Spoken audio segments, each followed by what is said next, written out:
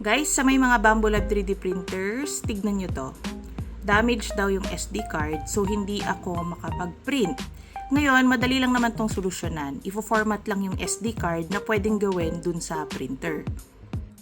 Hindi ko alam. Meron akong tatlong P1S, pero madalas mangyari to sa mga P1S. Tapos, ganun din sa A1, occasionally.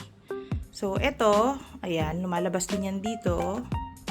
Punta ako dito sa pangatlo ditong. At, yan, pipiliin ko yung SD card.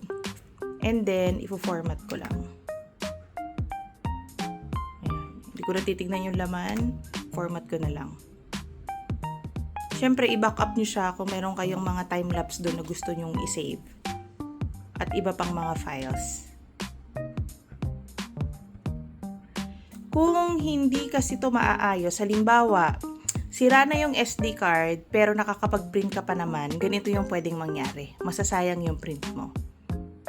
Bambolab P1S. Kapag ito ay may print, tapos bigla na lang huminto ng ganyan, tapos nakadikit pa dun sa print pa. Ayan o, tunaw na siya. Hindi na siya nagtuloy, so sayang na yan. Print finish daw.